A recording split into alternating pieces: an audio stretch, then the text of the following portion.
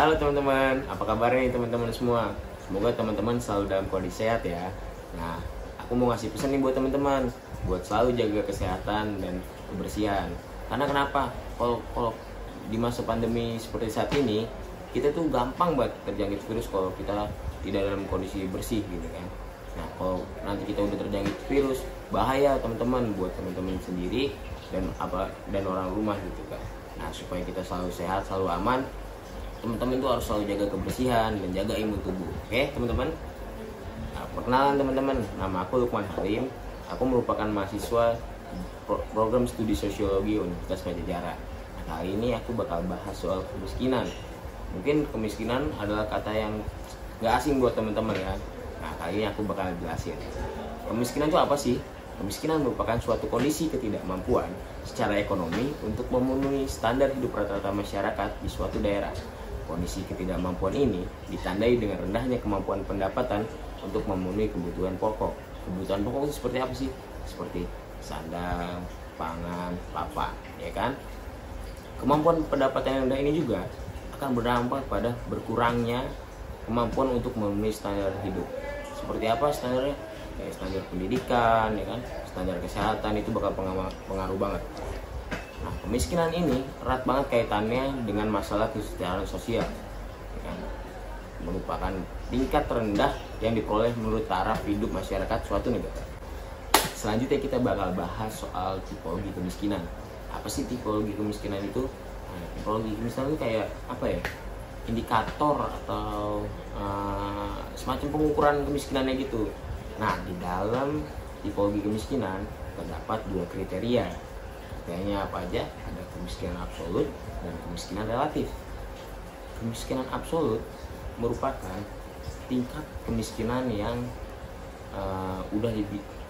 yang bisa diukur tuh dengan standar tertentu gitu. Jadi udah ada patokan-patokannya yang membuat itu bisa dikatakan sebagai kemiskinan absolut. Nah, sedangkan kemiskinan relatif tidak diukur dengan standar yang baku, tapi dilihat dari peningkatan taraf hidup lapisan terbawah dibandingkan dengan lapisan masyarakat yang lainnya, juga dibandingkan dengan kenaikan tuntutan hidup yang berkembang. Masalah kependudukan yang berhubungan erat dengan pengangguran adalah kemiskinan. Kemiskinan merupakan problematika kemanusiaan yang telah mendunia dan hingga kini masih menjadi isu sentral di belahan bumi manapun. Selain bersifat laten dan aktual, kemiskinan adalah penyakit sosial ekonomi yang tidak hanya dialami oleh negara-negara berkembang saja. Negara maju juga ada masalah kemiskinan, contohnya seperti Inggris dan Amerika Serikat. Negara Inggris mengalami kemiskinan di penjuru tahun 1700-an pada era kebangkitan revolusi industri di Eropa. Sedangkan Amerika Serikat bahkan mengalami depresi dan resesi ekonomi pada tahun 1930-an. Dan baru setelah 30 tahun kemudian, Amerika Serikat tercatat sebagai negara adidaya dan terkaya di dunia. Masyarakat miskin sering menderita kekurangan gizi, tingkat kesehatan yang buruk, tingkat buta huruf yang tinggi, lingkungan yang buruk, dan tidak adanya akses infrastruktur maupun pelayanan publik yang memadai membuat masyarakat ini ya sering dinilai rendah gitu.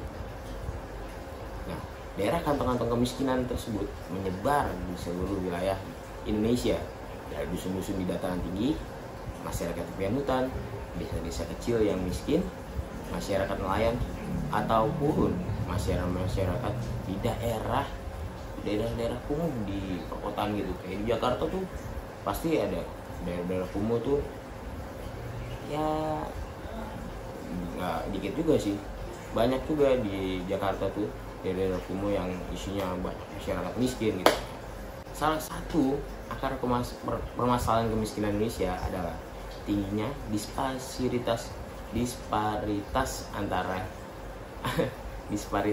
antar daerah akibat tidak meratanya distribusi pendapatan, sehingga kesenjangan antara masyarakat kaya dan masyarakat miskin di Indonesia semakin melebar. Misalnya saja, tingkat kemiskinan antara Nusa Tenggara Timur dan DKI Jakarta atau Bali, disparitas pendapatan daerah sangat besar dan tidak berubah urutan tingkat kemiskinannya dari tahun 1999 sampai dengan 2002. Namun, tidak hanya itu, Berikut adalah beberapa penyebab lain terjadinya kemiskinan di Indonesia. Pertama itu ada laju pertumbuhan penduduk. Pertumbuhan penduduk di Indonesia terus meningkat di setiap 10 tahun menurut hasil sensus penduduk. Meningkatnya jumlah penduduk Indonesia membuat semakin terpuruk keadaan ekonomi yang belum mapan. Jumlah penduduk yang bekerja tidak sebanding dengan jumlah beban ketergantungan. Penghasilan yang minim ditambah dengan banyaknya beban ketergantungan yang harus tanggung membuat penduduk hidup di bawah garis kemiskinan. Yang kedua, ada angkatan kerja. Berapa angkatan kerja? Secara garis besar, penduduk suatu negara dibagi menjadi dua, yaitu tenaga kerja dan bukan tenaga kerja. Yang tergolong sebagai tenaga kerja ya penduduk yang berumur di dalam batas usia kerja. Batasan usia kerja berbeda-beda di setiap negara. Batas usia kerja yang dianut oleh Indonesia ialah minimum 10 tahun tanpa batas umur maksimum.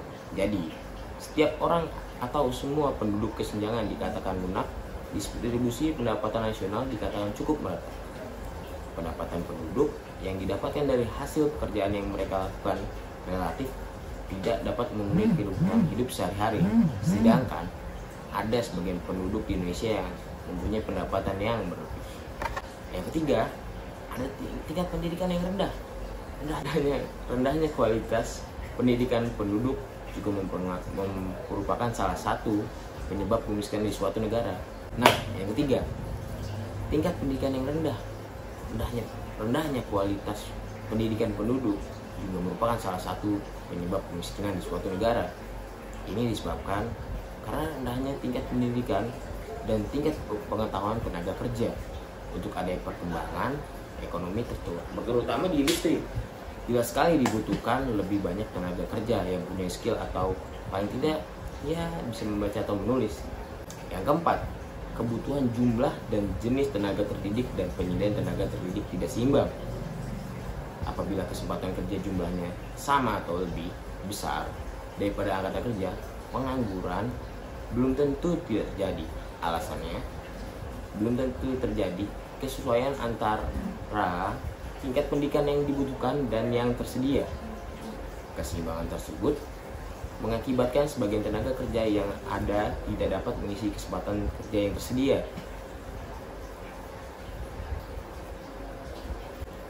Nah, yang keempat, penyediaan dan pemanfaatan tenaga kerja antar daerah tidak seimbang. Jumlah angkatan kerja di suatu daerah mungkin saja lebih besar dari kesempatan kerja, sedangkan di daerah lainnya dapat terjadi keadaan sebaliknya. Keadaan tersebut dapat mengakibatkan perpindahan tenaga kerja dari suatu daerah ke daerah lain, bahkan dari suatu negara ke negara yang lain. Dalam perspektif ilmu sosiologi, kemiskinan merupakan suatu keadaan yang terjadi pada seorang dengan kondisi tidak sanggup memelihara dirinya sendiri sesuai dengan taraf kehidupan di kelompok sosialnya. Selain itu, kemiskinan dianggap tidak mampu memanfaatkan tenaga mental maupun fisiknya dalam pergaulan di tengah-tengah kelompok masyarakat luas.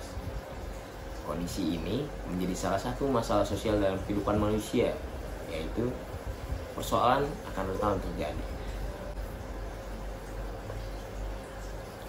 Bagi masyarakat yang memiliki ekonomi tinggi akan mendapatkan status atau kedudukan yang baik, sedangkan bagi yang masyarakat yang memiliki perekonomian buruk atau miskin akan mendapatkan status sosial yang sebaliknya, yaitu lebih rendah.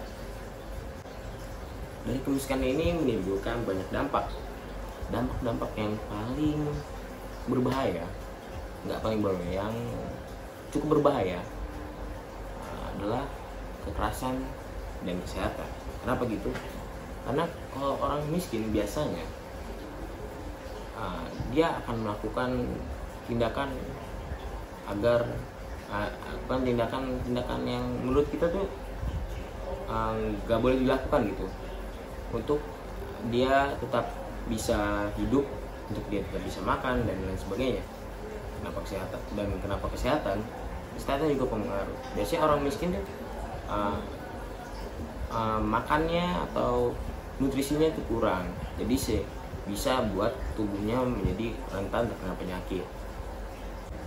Dalam penyelesaian masalah kemiskinan ini, salah satu syarat penting agar suatu kebijakan pengentasan kemiskinan dapat tercapai, maka harus ada kejelasan mengenai kriteria tentang siapa atau kelompok masyarakat mana yang masuk ke dalam kategori miskin, dan tentunya menjadi sasaran program dari pemerintah itu sendiri.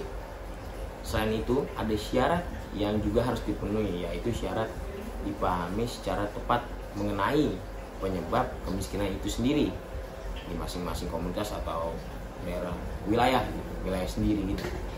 Karena penyebab ini tidak lepas dari adanya pengaruh nilai-nilai lokal yang melingkupi kehidupan masyarakatnya. Kemiskinan selalu hadir dalam setiap masyarakat, baik itu masyarakat modern atau kota, terlebih dari masyarakat yang masih sederhana atau biasanya masyarakat desa, ya kan. Upaya pengentasan kemiskinan pun sudah dilakukan dengan berbagai cara, baik itu menggunakan pendekatan top down maupun bottom up. Walaupun hasilnya belum signifikan, tetapi tetap harus berupaya agar kemiskinan dapat segera teratasi.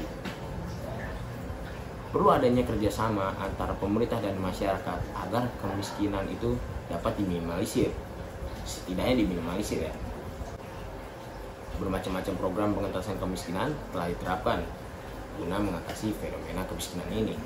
Dalam mengatasi masalah kemiskinan, pemerintah dapat memberi bantuan dana untuk program-programnya, misalnya melalui dana operasional sekolah, ya kan?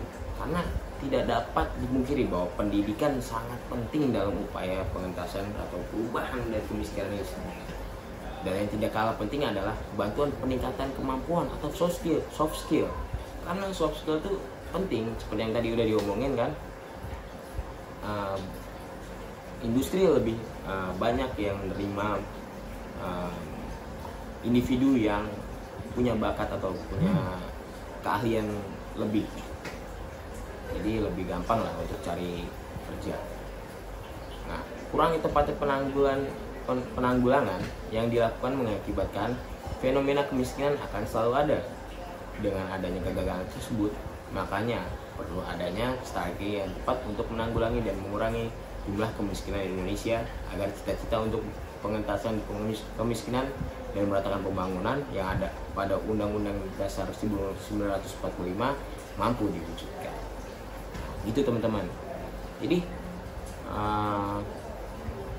kita tuh perlu bersinergi antara pemerintah dan masyarakat agar kita dapat mengentaskan kemiskinan bersama-sama.